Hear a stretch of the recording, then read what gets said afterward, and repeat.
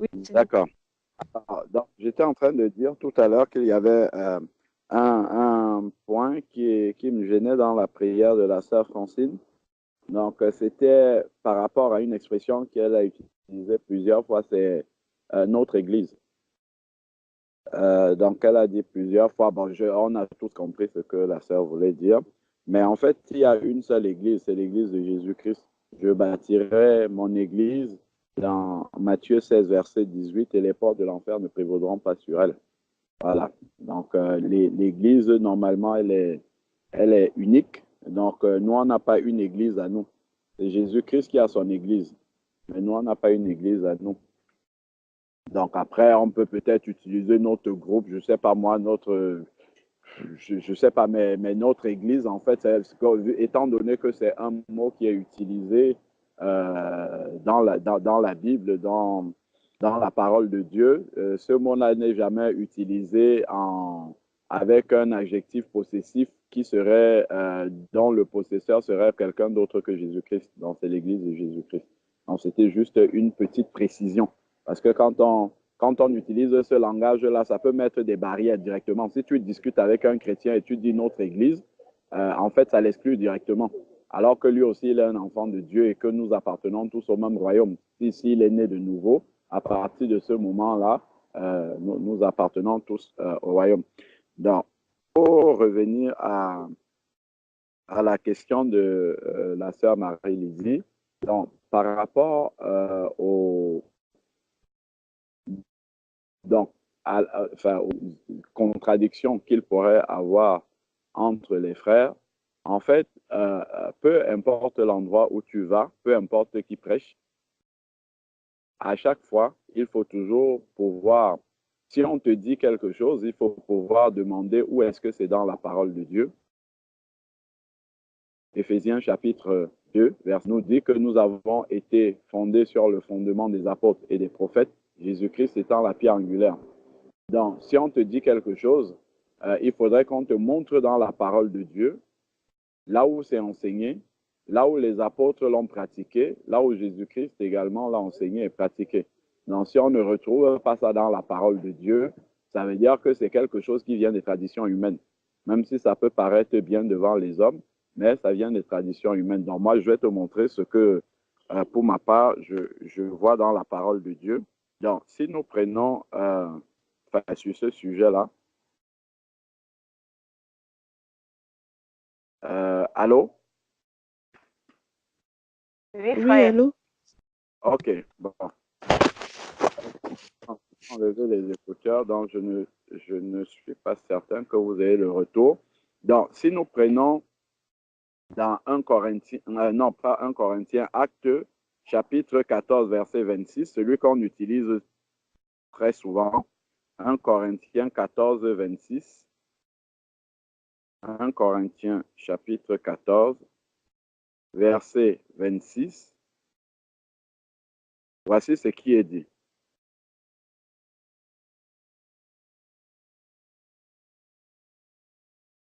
1 Corinthiens 14, 26. 1 Corinthiens 14, verset 26. Donc, il est dit, que faire donc, frères, lorsque vous vous assemblez? Les uns ou les autres parmi vous ont-ils un cantique, une instruction, une révélation, une langue, une interprétation? Que tout se fasse pour l'édification. Donc, c'est bien mentionné que tout doit se faire pour l'édification. Donc, tout ce que je peux faire, quand je dis je parle d'un enfant de Dieu, tout ce qu'un enfant de Dieu peut faire en assemblée doit être pour édifier son frère, sa sœur. Si je suis en assemblée et que je suis en train de faire quelque chose qui n'est utile en rien à mon frère qui est assis à côté de moi, ma sœur qui est à côté de moi, ça ne sert à rien. En fait, il vaut mieux que je reste chez moi et que je sois dans l'intimité seul avec Dieu. Mais si on s'assemble ensemble, si on se met ensemble, pour que tout ce que je vais faire, que ça soit une prière, que ça soit une louange, que ça soit une prédication, que ce soit un don de prophétie, un don, quel que soit ce que je vais faire, la réunion, ça doit être pour aider mon frère, pour édifier mon frère, ma soeur. C'est pour cette raison-là que nous sommes ensemble dans une... Si je fais quelque chose, si par exemple, on se met à prier et chacun prie, élève la voix et dit ce qui lui vient dans le cœur et que l'un à côté n'est pas attentif à ce que l'autre dit ou bien n'a même pas le temps d'écouter ce que l'autre dit parce que lui, il est en train de prier et dit autre chose. En fait, déjà, un, c'est le désordre. Et puis, de deux, en fait, ce n'est pas pour l'édification. Ça, c'est égoïste. En fait, c'est individuel. Même si je suis en train de prier pour toi et que toi, tu pries pour moi et qu'on ne s'entend pas, ça reste égoïste quand même. Donc, ce qu'on doit d'abord savoir, c'est que lorsque nous entrons dans la présence de Dieu en tant qu'assemblée, Dieu nous voit comme un. Il ne nous voit pas comme plusieurs. Ça, c'est déjà la première chose. Dieu nous voit comme un. Il ne nous voit pas comme plusieurs. Donc, au moment où Francine était en train d'élever la voix, Dieu considère que c'est nous tous qui sommes en train d'élever la voix. Et à la fin, quand on va dire Amen, c'est comme si c'est nous tous qui avons prié et dit exactement ce que Francine a dit. C'est comme ça que Dieu voit les choses. Donc, prenons pour ça Acte chapitre, on va voir ça dans Acte chapitre 4, si je ne me trompe pas.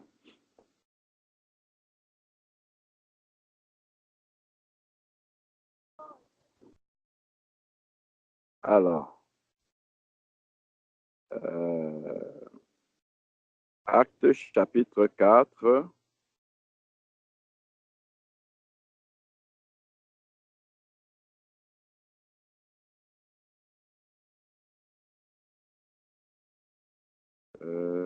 Alors, Acte chapitre. Donc, effectivement, c'est quand les disciples avaient été en prison. Ensuite, ils ont été relâchés et puis ils sont venus raconter aux leurs ce qui s'est passé. Et en ce moment-là, ils vont élever la voix vers le Seigneur pour lui demander de leur donner d'annoncer la parole de Dieu avec assurance.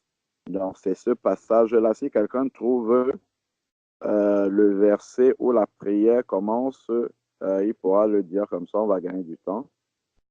Le 31. Le 31. D'accord, ok. Alors, dans le 31, c'est la conclusion, donc c'est un petit peu au-dessus. Voilà, donc on peut voir à partir du verset 23. Acte 4 à partir du verset 23. Donc, après avoir été relâchés, ils allaient vers les leurs. Donc, les apôtres ou les disciples qui avaient été arrêtés, après avoir été relâchés, ils sont allés vers les autres enfants de Dieu et racontèrent tout ce que les principaux sacrificateurs et les anciens leur avaient dit. Lorsqu'ils eurent entendu, ils, c'est au pluriel, donc c'est l'assemblée qui est réunie là, ils élevèrent à Dieu la voix tous ensemble. Là, une rare mention dans l'Église de Jésus-Christ où on dit que tout le monde élève la voix ensemble et dire, Seigneur, toi qui as fait le ciel, la terre, la mer et tout ce qui s'y trouve. C'est toi qui as dit par le Saint-Esprit, par la bouche de notre Père, ton serviteur David, et ainsi de suite. Donc, on voit en fait qu'ils ont tous élevé la voix, mais ils disent la même chose. Ils ont tous élevé la voix, mais ils disent la même chose. C'est comme si tout le monde commence à parler en même temps, mais dit la même chose. Donc, on se comprend tous.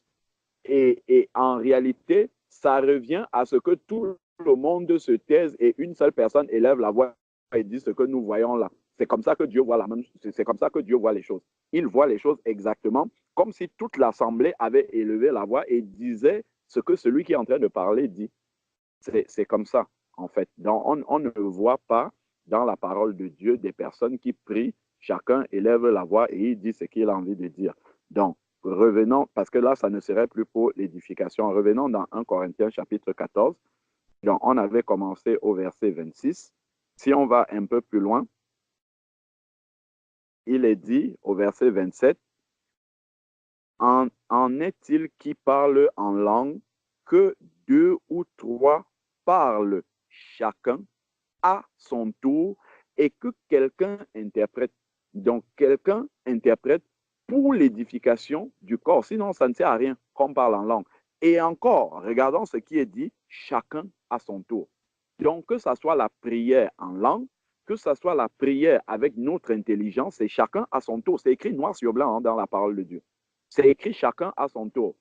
Et ensuite, on doit interpréter pour que tout le monde comprenne. Mais si quelqu'un prie avec son intelligence, que ce soit en français, en anglais, selon le pays, enfin, la langue des personnes qui sont rassemblées, si une personne est en train de prier dans la langue que tout le monde comprend, là, il n'y a pas besoin d'interprétation. Donc, il faut juste enlever et que l'on interprète, mais ça sera toujours chacun à son tour. Il n'y aura pas besoin d'interpréter parce qu'on comprend déjà ce qui est dit. Mais ça sera toujours chacun à son tour. Donc, il n'y a pas une prière où tout le monde élève la voix et dit ce qu'il a envie de dire. Voilà, et chacun à son tour. Donc, verset 28, s'il n'y a pas d'interprète, donc si on ne peut pas expliquer ce qui est en train d'être dit, donc là, ce qui est en train de se manifester dans les langues, ce n'est pas pour l'édification du corps. Donc, si on laisse ça, en fait, ça n'édifie personne. Donc, il faut arrêter ça tout de suite. Donc, s'il n'y a point d'interprète, qu'on se taise dans l'Église et qu'on parle à soi-même et à Dieu. Donc, la personne doit baisser le ton et ne doit pas se faire entendre par les autres parce que ce qu'il est en train de faire n'est pas pour l'édification de l'Église à ce moment-là. Verset 29 maintenant. Pour ce qui est des prophètes, que deux ou trois parlent et que les autres jugent. Donc, on voit toujours que tout est toujours pour l'édification. Donc, les prophéties ne vont pas arriver comme ça, l'un en train de parler, l'autre parle en même temps. Non, non, pas du tout. Même les prophéties, un parle, ensuite un autre, toujours chacun à son tour, et ensuite on s'arrête et on juge pour que ça puisse édifier l'ensemble des personnes qui assistent au culte. Donc, et si un autre, verset 30, et si un autre qui est assis a une révélation, regardons ce qui est écrit là. Si un autre qui est assis a une révélation, que le premier se taise. Donc, par exemple, là, on est en train de prier avec les moyens technologiques. Si je n'avais pas entendu que la sœur Marie-Lydie a commencé à parler, ou bien a commencé à prier, et moi, je commence à prier. Une fois que le son arrive dans mes oreilles, que la sœur est en train de prier, je m'arrête tout de suite. Tout de suite, je dois m'arrêter. C'est ce qui est écrit là.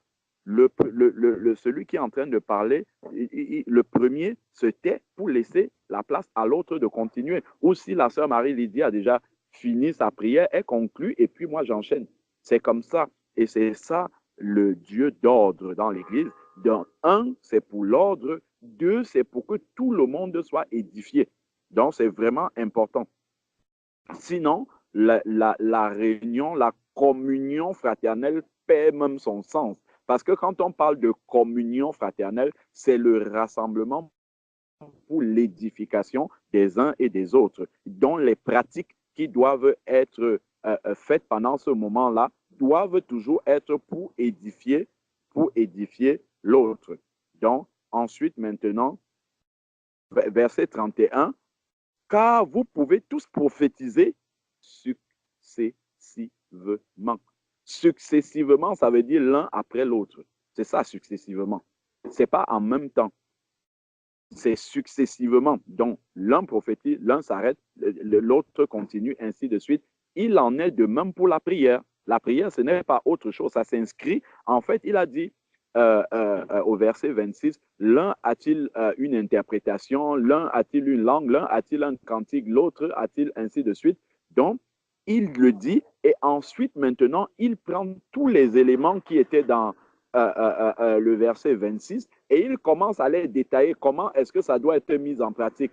Il va prendre le don des langues, il en a parlé, il va prendre l'interprétation, il en a parlé, il va prendre la prophétie, ainsi de suite, et il va dire toujours, on voit qu'il y a une constance qui revient, c'est toujours pour l'édification et la notion d'ordre, d'attendre toujours que l'un ait fini, qu'on ne soit pas en train de faire deux choses en même temps. Parce que si Dieu parle, c'est pour édifier le peuple. S'il parle au travers de quelqu'un ou si quelqu'un élève la voix vers Dieu, c'est pour édifier l'ensemble de ceux qui sont là. Donc, on peut tous prophétiser, c'est écrit au verset 31, successivement afin que tout soit instruit et que tout soit exhorté. Donc, c'est ça le but de la communion fraternelle. On ne doit jamais perdre ce but-là. Ensuite, il dit, l'esprit des prophètes est soumis aux prophètes. Ça encore, c'est pour dire que lorsque quelqu'un qui a le don de prophétie ou quelqu'un qui est carrément prophète est en train d'exercer ce don-là, s'il y en a un autre qui veut également l'exercer, le premier doit s'arrêter. Ça veut dire qu'il se soumet à l'autre. Et nous sommes tous soumis les uns aux autres lorsque nous sommes réunis. Lorsque nous sommes en communion fraternelle, nous sommes tous soumis les uns aux autres parce que nous nous soumettons tous au Saint-Esprit. C'est lui qui nous dirige. Donc, c'est vraiment important de pouvoir le réaliser. Et au verset 33, il dit, car Dieu n'est pas un Dieu de désordre, mais de paix, comme dans toutes les églises des saints. Donc, voilà vraiment quelques paroles d'exhortation. Et ensuite, si on peut prendre, bon, après, il parle des femmes, mais on peut prendre également la conclusion, verset 36. Il est dit, est-ce de chez vous que la parole de Dieu est sortie? Est-ce à vous seul qu'elle est parvenue? Si quelqu'un croit être prophète ou inspiré, qu'il reconnaisse que ce que je vous écris est un commandement du Seigneur. L'ordre dans l'Église, l'édification dans les réunions fraternelles est un commandement du Seigneur. C'est un commandement. Bon, après maintenant, il peut arriver des cas exceptionnels où tout le monde élève la voix en ce moment-là, mais là, on n'est pas dans l'édification. Je prends un cas particulier. Par exemple, si un esprit démoniaque commence à se manifester dans l'Église, là, il y aura des parlers en langue sans interprétation. Là, tout le monde va prier en même temps. Là, les gens vont adorer en même temps parce qu'on est en train de chasser un esprit. On n'est pas en communion fraternelle avec l'esprit qui est en train de se manifester. Il faut qu'on l'expulse. Et là, à ce moment-là, tout le monde va utiliser les armes qu'il a pour détruire cet esprit qui est en train de se manifester. Et après, on revient dans une communion fraternelle normale où on sait qu'il n'y a plus un étranger au milieu de nous. Donc, ce n'est que dans ce cas exceptionnel-là, en fait, quand il y a un esprit qui se manifeste, là, ce n'est plus la communion fraternelle. Là on est dans un autre registre. Donc, ça peut intervenir au milieu d'une communion fraternelle, mais la communion fraternelle s'interrompt à ce moment-là. On est tous dirigés contre cet esprit qui ne glorifie pas le nom du Seigneur qui est là. Et ensuite, on revient dans une disposition de communion fraternelle. Donc ensuite, verset 37, si quelqu'un croit être prophète ou inspiré, qu'il reconnaisse que ce que je vous écris est un commandement de Dieu. Et si quelqu'un l'ignore, qu'il ignore. Donc, voilà ce que le Seigneur nous dit. Ainsi donc, frères, aspirez au don de prophétie et n'empêchez pas de parler en langue. Mais il dit toujours à la fin que tout se fasse avec bienséance et ordre. Bienséance et ordre, et pour l'édification. Amen. Amen. Amen. Amen. Amen. Je vais, juste pour appuyer, je ne vais pas parler longuement, juste pour appuyer ce que le frère est en train de dire. Nous voyons, Dieu n'a pas changé et la manière dont Dieu organise le fonctionnement de son Église n'a pas changé. Nous pouvons le voir depuis même l'ancienne alliance jusqu'à la nouvelle alliance. En aucun moment, Dieu n'a été un Dieu de désordre.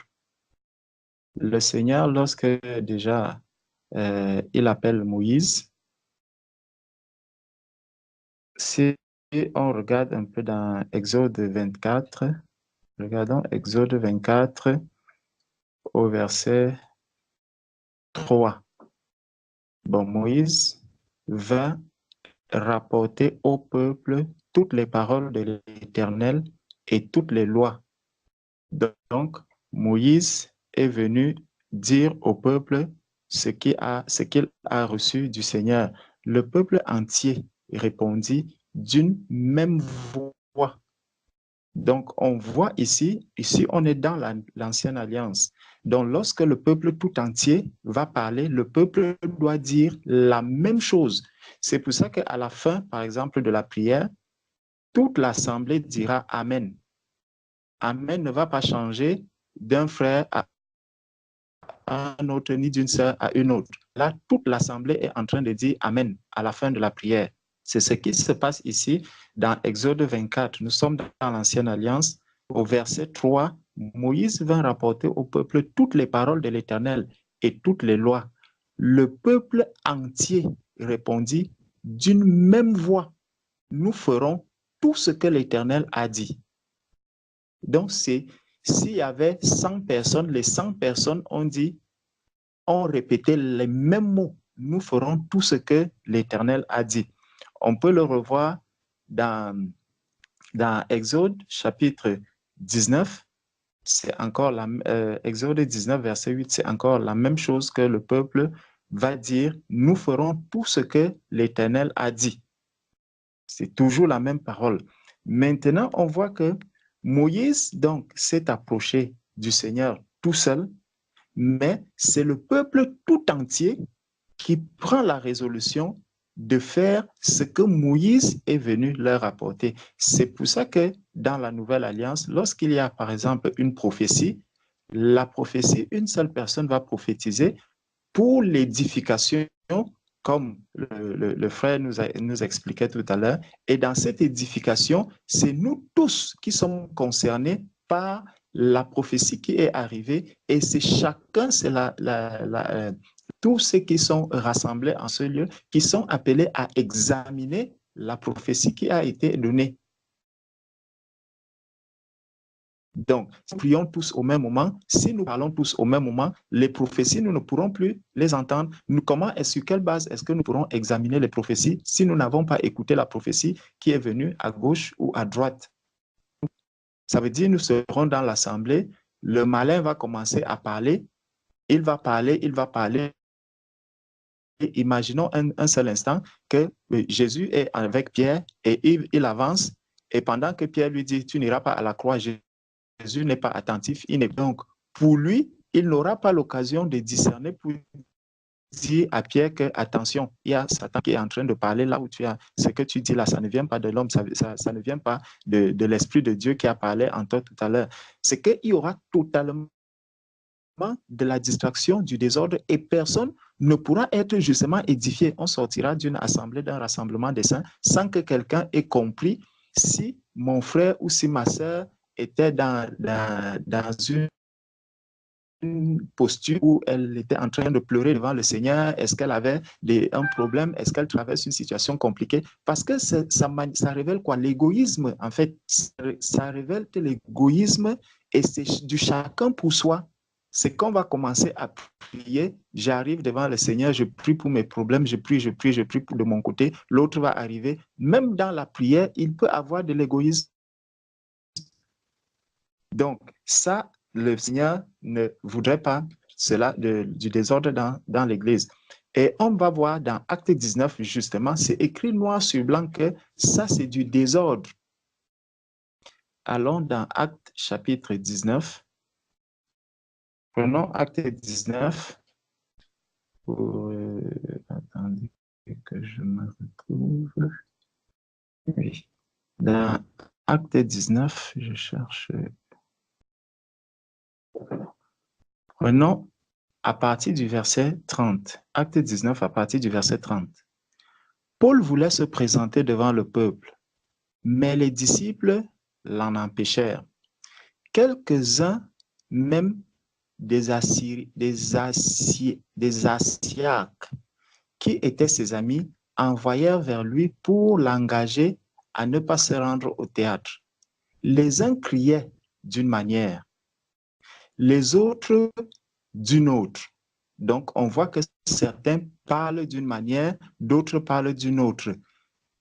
Et on nous dit, car le désordre régnait dans l'assemblée. Donc, lorsque chacun crie à sa manière, chacun crie à sa manière, chacun dit ce qu'il entend. La parole de Dieu nous révèle ici qu'il y a du désordre qui est en train de régner en ce temps-là. Car le désordre régnait dans l'assemblée et la plupart ne savaient pas pourquoi ils s'étaient réunis. Ça veut donc dire que lorsque nous sommes en train de prier dans ces conditions-là, on ne sait pas pourquoi est-ce qu'on est réunis. Parce qu'on n'est pas un, on n'est pas dans l'unité. Mais on voit que chaque fois que toute l'assemblée va prier, ils doivent prier de la même manière. Ça veut dire que si dans l'assemblée, par exemple, on commence à prier notre Père, nous tous, nous devons dire les mêmes paroles. Ça doit être les mêmes paroles. Et on va le voir, la parole de Dieu nous dit que nous avons été édifiés sur le fondement des apôtres, des prophètes, des apôtres, Jésus-Christ étant la pierre angulaire. La même manière que cela se passe dans l'assemblée, parce que le Seigneur nous dit qu'il dit du don, nous sommes assis dans les lieux célestes et regardons un peu comment les choses se passent dans les lieux célestes. Parce que l'assemblée est une assemblée spirituelle. L'Église est spirituelle. Donc, lorsque nous offrons un partage, lorsque nous sommes rassemblés, ça doit être exactement à la manière dont les choses se passent dans le ciel. On pouvait développer cela de manière plus large, mais regardons quelque chose dans Apocalypse. Allons dans Apocalypse chapitre 6. On va voir Apocalypse chapitre 6, du verset 9 au verset 10. Apocalypse chapitre 6, verset 9 à 10. Quand il ouvrit le cinquième sceau, je vis sous l'autel les âmes qui avaient été immolés à cause de la parole de Dieu et à cause du témoignage qu'ils avaient rendu. C'est là que nous sommes spirituellement assis. Là où nous sommes en train de parler, là, c'est là que spirituellement l'Église se trouve. Verset 10. Ils crièrent d'une voix forte en disant, jusqu'à quand, Maître saint et véritable, tardes-tu à juger et à tirer vengeance de notre sang sur les habitants de la terre? Tous, là, ils crièrent, c'est au pluriel, mais on voit que tous disent la même chose. Devant Dieu, il n'y a pas de désordre. Ce n'est pas que chacun va dire comment est-ce que tu vas faire ceci, pourquoi est-ce que tu tardes, pourquoi est-ce que... Non, on voit la phrase est la même. Et ce n'est pas une phrase d'un seul mot, c'est une phrase de plusieurs mots.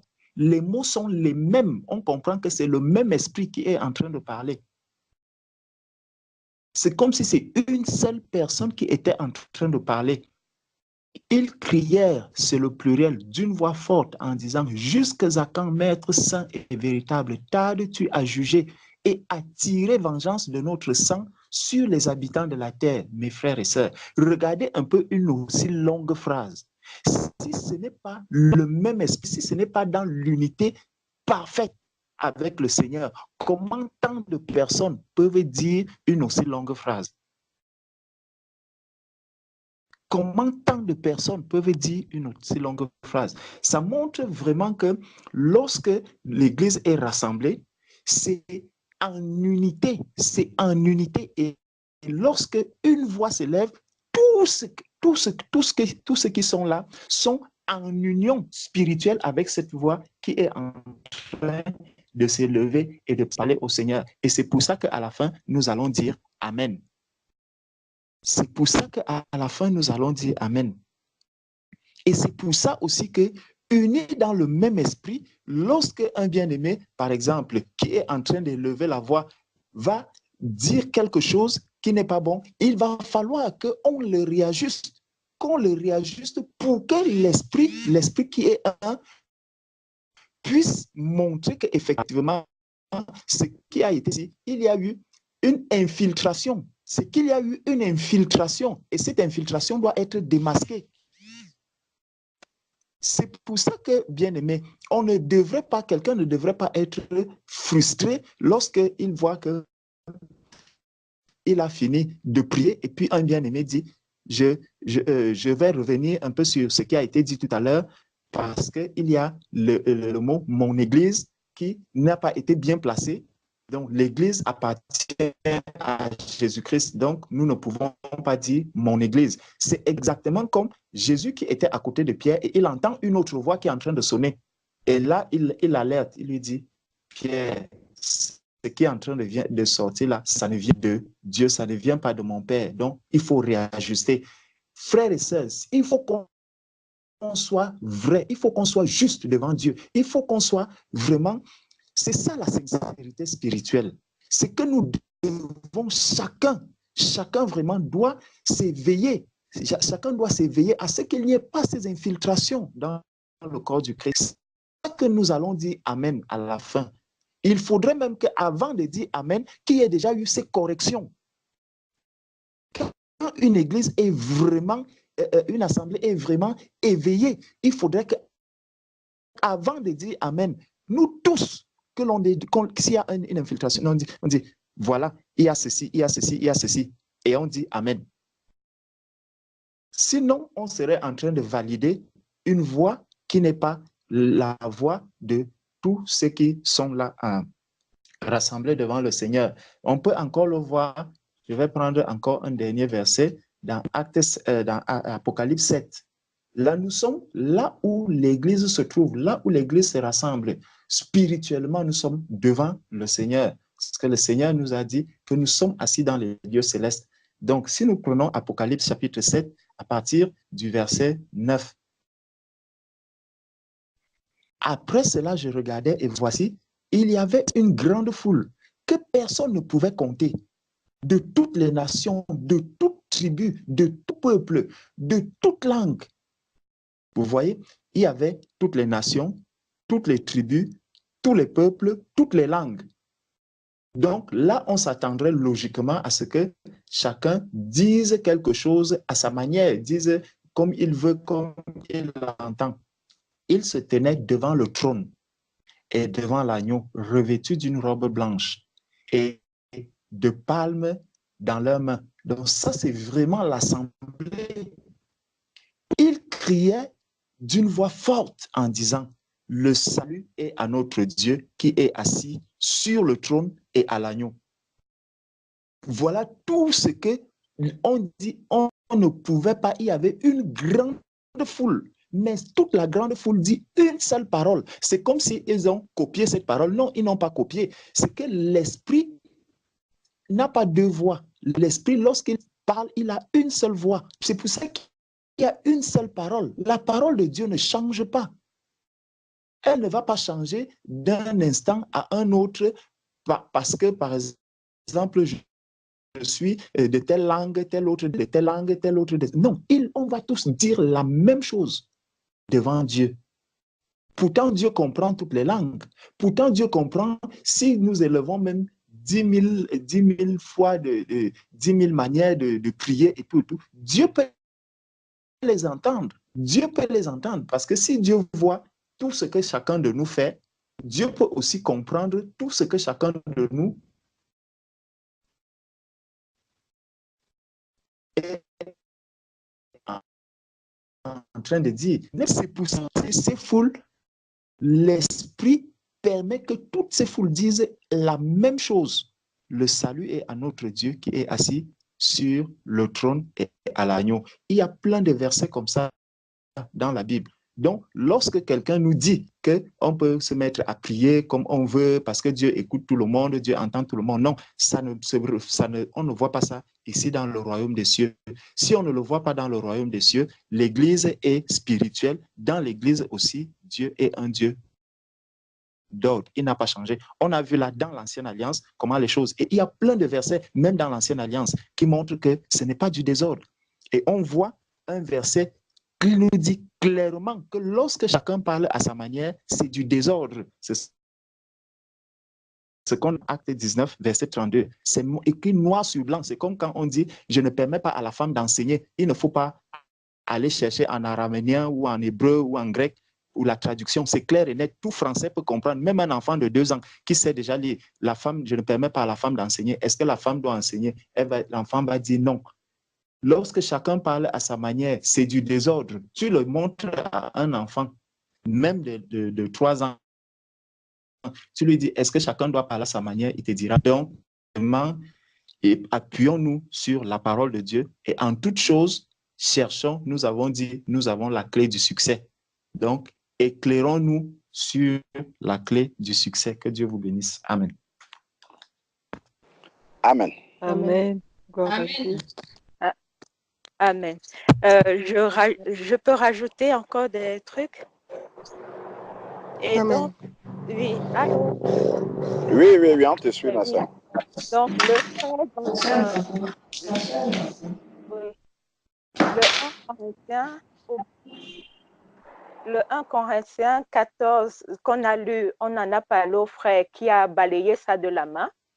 Et il a dit, quand on prie, c'est pour Dieu. Donc, ça veut dire que tout le monde peut élever la voix. Et il est parti prendre le 1 Timothée 8 qui dit, je veux donc que les hommes prient en tout lieu en élevant les mains pures, sans colère ni mauvaise pensée, en disant que, en se basant sur ce verset pour dire que tout le monde peut parler au même moment. Donc, mais là, je vous remercie pour tous les versets que vous avez donnés parce que ça m'éclaire et ça me permet vraiment d'avancer. Et par contre, j'ai un deuxième, il y a un deuxième point qui a été soulevé. Donc, on parlait du port du voile. Et donc, le frère disait que oui, il faut porter le voile en toutes circonstances. Et je dis oui, mais il y a certains boulots qui ne permettent pas de porter le voile. Donc, est-ce que pendant que je travaille,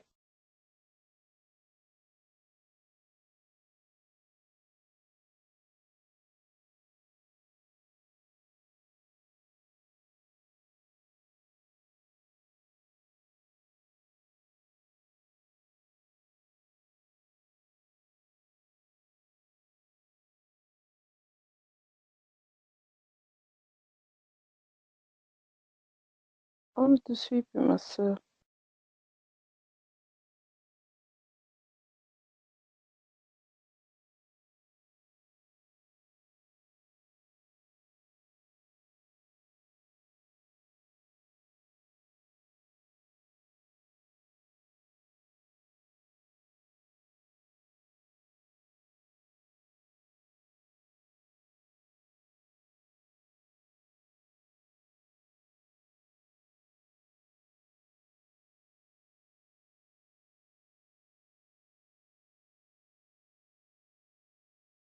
allô?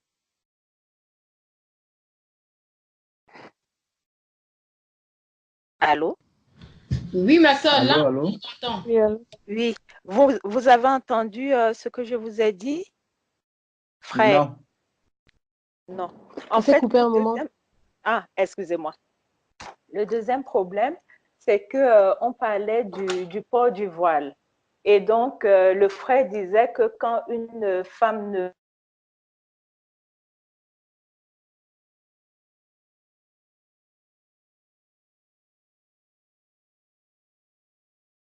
Ça, tu as vraiment un problème avec le voile. Parce que ça s'est encore coupé.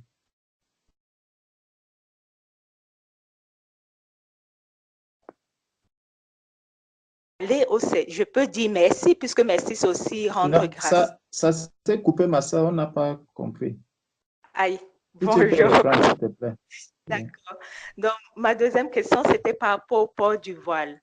Le frère disait que toute prière adressée au Seigneur sans le port du voile n'est pas agréée par le Seigneur. Et donc, je prenais mon exemple dans ma profession. Je ne peux pas porter de voile pendant mon activité. Et je dis, donc, ça veut dire que le Seigneur ne m'agrippe pas. Oui, le Seigneur ne t'agrippe pas. Je dis, mais je ne peux pas attendre le soir, quand je rentre chez moi, pour pouvoir dire, OK, maintenant, je peux adresser une prière au Seigneur et porter mon voile. Donc, donc moi, je trouvais ça bon. Je disais non. Et donc, ce que le frère m'a dit, oui, il suffit tout simplement de changer de métier. Parce qu'il y a des métiers où on peut porter son voile à tout instant. Et comme ça, tu seras chaque fois dans la présence du Seigneur. Amen.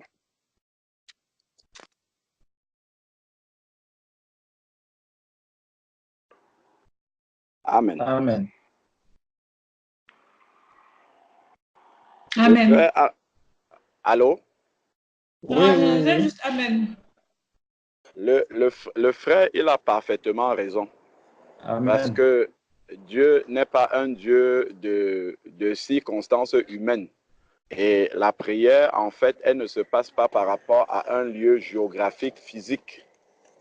Donc, la prière, elle est spirituelle, comme le frère l'a expliqué tout à l'heure, le culte, que ce soit le culte, que ce soit la prière, que ce soit la louange, tout ça, ce sont des activités spirituelles. Donc, dès l'instant où un enfant de Dieu entre en prière, en louange, en intercession, enfin bref, dès qu'il s'adresse à Dieu, tout de suite, il prend sa place dans les lieux célestes en Christ. Immédiatement, à l'instant où il commence à faire ça, il est dans les lieux célestes en Christ, quel que soit l'endroit physique où il est sur la terre. Et la présence dans les lieux célestes en Christ ne varie pas selon là où tu es sur la terre. Quel que soit là où tu es sur la terre, que tu sois, je ne sais pas moi, au travail, que tu sois aux toilettes, que tu sois assis dans ton salon, que tu sois dans ta chambre, ça ne change pas, c'est invariable. En fait, pour Dieu, il attend ça. Il vaut mieux se taire devant Dieu. Dieu ne nous impose pas de prier que de prier et n'étant pas dans les conditions que Dieu nous a demandées, parce que c'est un jugement qu'on attire sur nous. C'est très simple, en fait. Soit on peut payer le prix et trouver quelque chose qui se dissimule sur nos cheveux et qui permet d'avoir la tête couverte, parce que ça existe, hein, comment dire, des espèces de, je ne sais pas, c'est des couvre-chefs qui épousent quasiment la couleur des cheveux. Soit on peut se couvrir, soit on ne peut pas se couvrir, mais il ne faut pas aller tenter Dieu. Hein. Ça, le frère, il a parfaitement raison, parce que Dieu est un Dieu saint. Quand il dit, lorsque la femme prie ou prophétise, elle doit se couvrir la tête, c'est dit, quel que soit le lieu, ça ne dépend pas du lieu où ça se passe, ainsi de suite. C'est vraiment, si quelqu'un ne peut pas se couvrir, il vaut mieux se taire devant Dieu, parce qu'on n'est pas obligé de parler à Dieu. Si on n'est pas dans les conditions de pouvoir le faire, il ne faut pas le faire. Attendre lorsque nous sommes là. Et Dieu le sait. Il sait qu'on n'est pas encore prêt à payer le prix, soit de nous couvrir la tête et perdre notre emploi, ou bien, moi je connais une sœur qui était à Londres d'ailleurs, qui faisait technicienne de surface. Elle faisait du nettoyage. Elle m'avait dit qu'elle, dans son travail, pendant qu'elle fait son nettoyage, elle a besoin de prier, ainsi de suite, et qu'elle demandait au Seigneur comment faire, parce que c'est interdit dans son travail de couvrir la tête. Et donc, elle est restée comme ça, elle est demeurée dans la prière. Et un jour, en sortant du travail comme ça, l'Esprit de Dieu lui parle dans le cœur en lui montrant un magasin à côté, en face. C'était un magasin afro. Et donc, elle entre là-bas et on dirait que vraiment, elle était conduite par l'Esprit de Dieu en lui montrant un rayon où il y avait exactement un couvre-chef qui épousait comment dire, la couleur de ses cheveux. Donc, elle pouvait le porter, on ne savait même pas qu'elle avait quelque chose sur la tête. Et c'est comme ça que ce problème a été résolu. Donc, moi, ce que je pourrais dire à un enfant de Dieu qui se trouve dans cette circonstance, c'est de prier plutôt que de désobéir, c'est de rester dans la prière et de demander au Seigneur, Seigneur, comment est-ce que je peux résoudre ce problème-là? Quelle est la solution que je peux avoir pour ne pas désobéir à ta parole? Parce que Dieu ne peut pas changer sa parole en fonction des circonstances. Donc, comment est-ce que je peux faire? Quelle est la solution qui peut me permettre de te prier quand même pendant que je travaille parce que j'en ai besoin? Ou alors tu vas faire un travail, tu fais le travail et à un moment donné, tu prends une pause, tu as des temps de pause, tu vas aux toilettes, tu mets ton voile et tu pries. Ou bien, je ne sais pas, dans un lieu plus discret. Donc, ça dépend vraiment. Mais Dieu va te répondre, c'est sûr et certain que Dieu va te répondre, mais jamais il ne va te dire désobéir à ma parole. Ou bien, bon, comme ton travail est comme ci ou comme ça, je te permets de le faire et pas aux autres. Tu vois, Dieu n'a pas une parole à deux vitesses. Il a une seule parole et c'est la même, quel que soit le lieu, quel que soit ce qu'on fait, quel que soit, voilà. Cette parole-là, elle s'applique toujours. Amen. Amen. Amen. Merci, frère. Est-ce que tu seras encore en contact avec cette sœur ou bien les autres sœurs si elles auraient des images pour envoyer de ce genre de couvre-chef? Allô, ma Voilà, soeur? ça Allô? c'est Allô? un... Allô? Amen. Allô? Allô? Oui. Je voulais dire, ma soeur, tape sur Google. Pendant qu'il parlait, j'ai tapé. Si tu tapes sur Google, tu vas voir couvre-chef. On te montre les images de couvre-chef. Ce sont des Oui, chapeaux qui te prennent. Oui, tu vas voir. mais ce que j'ai vu, je ne peux pas les porter pendant le service. Donc, quelque chose de plus discret. Bon, mais le frère a dit que si c'est pas possible, quand tu veux prier, tu t'éclisses. Moi, j'ai beaucoup apprécié quand il a dit ça, parce que moi, j'ai le même souci. Donc, c'est que tu ne peux pas trouver pour l'instant en attendant. Quand tu veux prier, tu t'éclisses. Moi, j'avais le même souci. Je me demandais, moi qui aime tout le temps être en train de prier dans mon cœur et que j'ai pas de voile, comment faire dès qu'il a dit ça? Mais quand il a répondu, moi, j'ai compris. Si je ne peux pas trouver, comme il a dit, de temps en temps, tu vas à la douche, tu pries, tu reviens. En attendant d'en trouver, et puis on va chercher pour voir ce genre, comme tu dis là. Ok, oh, merci. Vous m'avez beaucoup éclairé sur ce sujet. Merci. Vraiment, moi aussi, je dis merci. Merci beaucoup. Gloire à Dieu. Amen. Amen. Amen. Amen. Les frères, excusez-moi, par rapport à ça, j'ai une question, si je peux me permettre. Ah, vous m'entendez? Allô? Oui, Oui, nous ma soeur. t'entendons, ma Ah, soeur. ok. Parce que du coup, moi aussi, je peux pas prier avec un voile, mais j'avais essayé de contourner, enfin contourner. J'ai pas contourné, mais je me suis dit, je vais méditer en fait la parole pendant même avec mes rendez-vous ou lorsque j'ai pas de rendez-vous, mais du coup, je suis pas voilée, donc je sais pas si ça c'est une désobéissance ou pas. Sans voile, du coup. Je méditais sans voile la parole du Seigneur, mais c'est aussi une façon de parler au Seigneur. Enfin, je sais pas, c'est une question que je pose.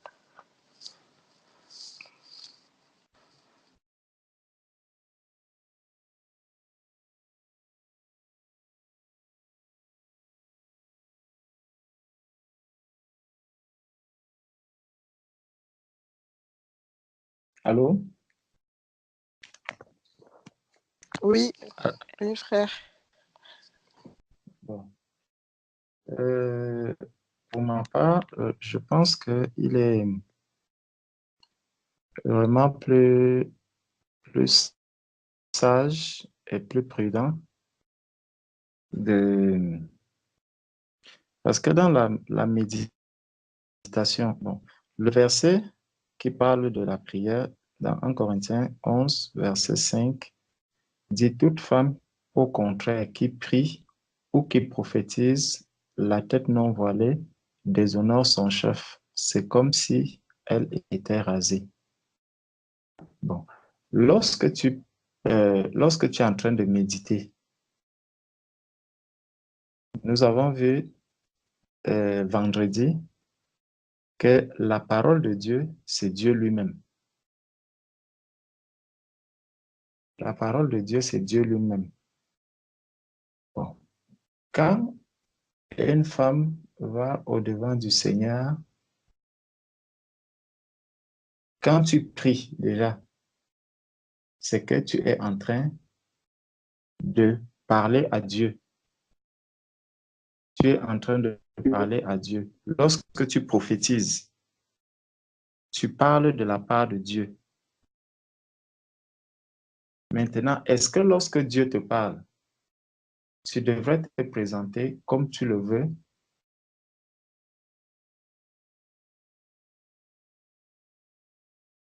C'est vrai que bon, euh, euh, pour une femme, par exemple, parce que Dieu peut te parler, même par un songe. Dieu peut te parler par un songe. Si tu es couché et que tu es en train de dormir sans voile, ça peut arriver. Mais en tout cas, pour moi, c'est un peu risqué que de manière consciente, tu t'approches. Parce que dans la parole de Dieu, il y a bien des prières. Hein. Dans la parole de Dieu, il y a des prières qui s'y trouvent. Maintenant, est-ce que tu vas sélectionner les parties de la parole de Dieu où il n'y aura pas de prière et quand tu arrives là où il y a la prière, tu t'arrêtes, tu sautes? Donc, moi, je ne peux pas te dire que ma sœur, ce que tu fais, tu es dans l'erreur, mais vraiment, je te dis, ce serait plus sage pour ma part. Ce serait plus sage d'entrer dans la présence de Dieu ayant ton voile sur la tête. Parce que si je te dis que si tu ne dois pas méditer la parole de Dieu sans être voilé, ce que 1 Corinthiens 11, verset 5 dit, c'est que toute femme, au contraire, qui prie ou qui prophétise la tête non voilée, déshonore son chef. Donc la prière et la prophétie. Mais dans la parole de Dieu, il y a aussi des prières. Même dans la louange, quand on loue, il y a des louanges qui sont des prières. C'est pour ça que c'est un peu difficile pour une sœur de se dire, bon, je vais méditer sans voile, je vais louer sans voile, parce que tu pourrais être en train de louer, en même temps, être dans la prière, prier le Seigneur par la louange. Tu peux le faire. Tu peux être en train de méditer et en même temps être en train de prier. Donc, tout ça, vraiment, moi, le conseil que je peux donner à mes sœurs, vraiment, c'est de garder le voile quand vous vous approchez du Seigneur. Ce serait encore plus sage. Donc, voilà ce que je peux dire. Amen. Amen. Merci, Amen. frère. Si je peux apporter un complément à ce que le frère vient de dire, dans 1 Corinthiens chapitre 11, justement, je vais trouver exactement le verset. Dans 1 Corinthiens chapitre 11, pour que ça ne soit pas dit en l'air. 1 Corinthiens chapitre 11, verset 7. Il est écrit que l'homme ne doit pas se couvrir la tête puisqu'il est l'image et la gloire de Dieu, tandis que la femme est la gloire de l'homme. Et le Seigneur nous a permis de comprendre, quand on regarde également dans... on peut aller le lire puisqu'on y est, autant le faire. Ésaïe chapitre 6. Donc, lorsque les anges sont réunis, les anges qui sont des gloires également, selon Jude, lorsque les anges sont réunis, Ésaïe chapitre 6 à partir du verset 1, l'année de la mort du roi Osias, je vis le Seigneur assis sur un trône très élevé, et le pan de sa robe remplissait le temple. Les séraphins se tenaient au-dessus de lui, ils avaient chacun 6 ailes, 2 dont ils se couvraient la face, 2 dont ils se couvraient les pieds, dont ils couvrent entièrement leur corps parce qu'ils sont une gloire, et 2 dont ils se servaient pour voler.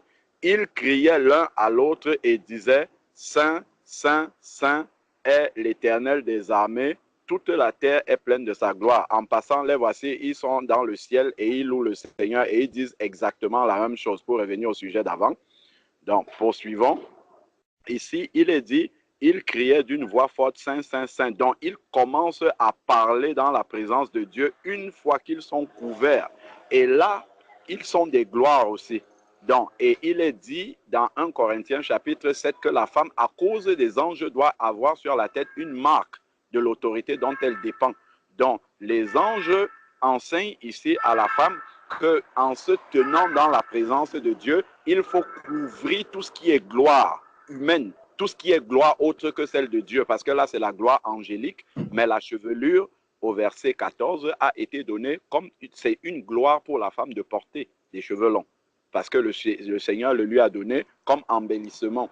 Donc, comme la femme est la gloire de l'homme, toute gloire humaine doit être cachée dans la présence de Dieu afin qu'on ne voit que seule la gloire de Dieu. C'est ce que les anges font ici. Ils n'ont pas commencé à parler dans la présence de Dieu avant d'avoir caché leur gloire. Parce que s'ils parlaient, la gloire angélique serait en concurrence avec la gloire de Dieu. Il y aurait deux gloires qui soient manifestées là.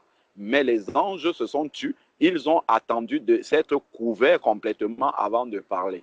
Donc, si on prend Jean chapitre 14 au verset 1, on a dit au commencement était la parole était avec Dieu et la parole était Dieu. Donc lorsque nous ouvrons la parole de Dieu, c'est Dieu qui est en train de nous parler. Ça veut dire que nous sommes dans la présence de Dieu. Nous sommes devant le Seigneur et Dieu nous parle. Si nous venons de manière consciente, je vais pour que Dieu me parle, je dois me préparer à être dans la disposition que Dieu m'a demandé de m'approcher de lui. Donc, être dans la présence de Dieu, si je laisse ma gloire humaine, qui est la gloire de l'homme, paraître devant la gloire de Dieu qui est en train de me parler, il y a forcément un problème.